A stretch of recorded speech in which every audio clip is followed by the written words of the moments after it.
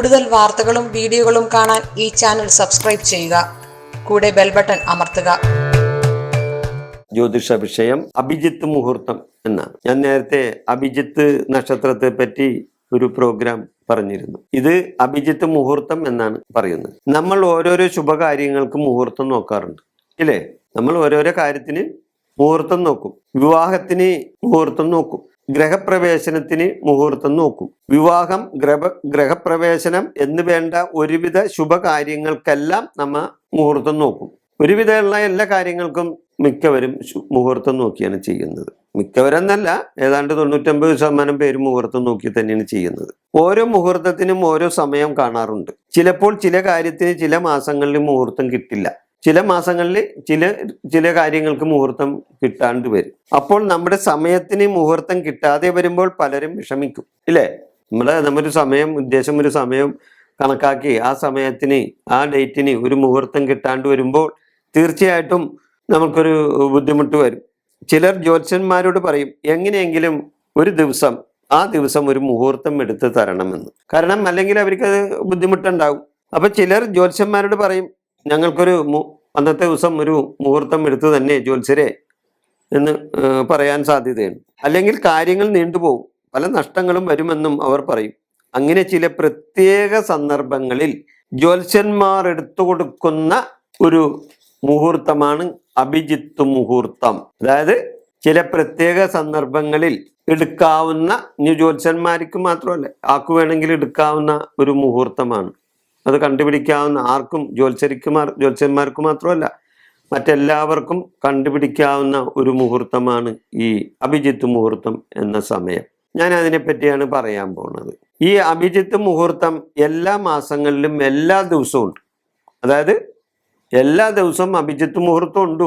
നമുക്ക് എന്തെങ്കിലും ഒരു ശുഭകാര്യങ്ങൾ ചെയ്യണമെന്നുണ്ടെങ്കിൽ, മറ്റ് മുഹൂർത്തങ്ങളൊന്നും കിട്ടിയില്ലെങ്കിൽ നമുക്ക് ഈ മുഹൂർത്തം കണ്ടുപിടിച്ച് ഈ മുഹൂർത്തത്തിൽ ആ കാര്യങ്ങൾ ചെയ്യാൻ സാധിക്കും. ഇത് ഏതൊരാൾക്കും, പ്രത്യേകിച്ച് ജ്യോതിഷം പഠിക്കാത്തവർക്കും ഇത് കണ്ടുപിടിച്ച് ചെയ്യാവുന്ന ഒരു കാര്യമാണ് ഈ അഭിജിത്ത് മുഹൂർത്തം കണ്ടുപിടിക്കൽ. ഈ മുഹൂർത്തം കണ്ടുപിടിക്കുവാൻ ഓരോരുത്തരും മുഹൂർത്തം എടുക്കേണ്ട ദിവസത്തിലെ സൂര്യോദയം ആദ്യം കണ്ടുപിടിക്കണം. ഈ മുഹൂർത്തം കണ്ടുപിടിക്കാൻ ഓരോരുത്തരും അന്നത്തെ സൂര്യോദയം ആദ്യം കണ്ടുപിടിക്കണം. എത്ര മണിക്കാണ് സൂര്യോദയം എന്ന് നോക്കണം. അന്നത്തെ ദിവസത്തെ സൂര്യോദയം എത്ര മണിക്കാണെന്ന് നോക്കണം. എന്നിട്ട് അതാത് ദിവസത്തെ സൂര്യോദയത്തിൻ്റെ കൂടെ 5 മണിക്കൂർ 36 മിനിറ്റ് കൂട്ടുമ്പോൾ അഭിജിത്ത് മുഹൂർത്തത്തിൻ്റെ ആരംഭം കിട്ടും. ഞാൻ പറയുന്നതൊന്ന് ശ്രദ്ധിക്കണം. അതായത് അഭിജിത്ത് മുഹൂർത്തം എടുക്കണമെന്നുള്ള താല്പര്യമുള്ളവർക്ക് അന്നത്തെ സൂര്യോദയം എത്ര മണിക്കാണെന്ന് നോക്കണം. ആ സൂര്യോദയത്തിൻ്റെ കൂടെ 5 മണിക്കൂർ 36 മിനിറ്റും കൂടി കൂട്ടണം. അങ്ങനെ കൂട്ടുമ്പോൾ അഭിജിത്ത് മുഹൂർത്തത്തിന്റെ ആരംഭം കിട്ടും. അവിടെ മുതൽ 48 മിനിറ്റ് ആണ് ഈ അഭിജിത്ത് മുഹൂർത്തം. അവിടെ മുതൽ 48 മിനിറ്റ് കിട്ടും ഈ അഭിജിത്ത് മുഹൂർത്തം. ഈ അഭിജിത്ത് മുഹൂർത്തത്തിനെ പറ്റി ഒരു പ്രമാണമുണ്ട്. അതായത് അഭിജിത്ത് നാമ മധ്യാഹ്നേ മുഹൂർത്തോ വൈഷ്ണവ സ്മൃത ഭഗവാൻ ചക്രമാതായ സർവദോഷോ വ്യബോഹതു എന്നാണ്. അതായത് അഭിജിത്ത് നാമ മധ്യാഹ്നേ മുഹൂർത്തോ വൈഷ്ണവ സ്മൃത ഭഗവാൻ ചക്രമാതായ സർവദോഷോ വ്യബോഹതു എന്നാണ്. അതായത് ഈ മുഹൂർത്ത സമയത്ത്, അതായത് ഈ അഭിജിത്ത് മുഹൂർത്ത സമയത്ത്, ഈ മധ്യാഹ്ന സമയമാണത് ഈ അഭിജിത്ത് മുഹൂർത്തം. ഈ മധ്യാഹ്ന മുഹൂർത്തത്തിൽ വിഷ്ണു ഭഗവാൻ തൻ്റെ സുദർശന ചക്രം കൊണ്ട് സകല ദോഷങ്ങളെയും ഇല്ലായ്മ ചെയ്യുന്നു എന്നാണ് പറയപ്പെടുന്നത്. അതായത് ഈ അഭിജിത്ത് മുഹൂർത്തത്തിൻ്റെ സമയത്ത് വിഷ്ണു ഭഗവാൻ തൻ്റെ സുദർശന ചക്രം കൊണ്ട് ആ സമയത്തുള്ള സകല ദോഷങ്ങളും ഇല്ലായ്മ ചെയ്യുന്നു എന്നാണ് പറയപ്പെടുന്നത്.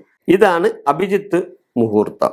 ഒരു കാര്യത്തിന് മുഹൂർത്തം കിട്ടാത്തവർക്ക് ഈ മുഹൂർത്തം എടുക്കാവുന്നതാണ്. ഇതാണ് അഭിജിത്ത് മുഹൂർത്തത്തെ പറ്റി എനിക്ക് പറയാനുള്ള കാര്യങ്ങൾ. ഞാൻ അടുത്തൊരു ജ്യോതിഷ വിഷയവുമായി നിങ്ങളുടെ മുൻപിൽ വരുന്നതുവരെ നന്ദി, നമസ്കാരം.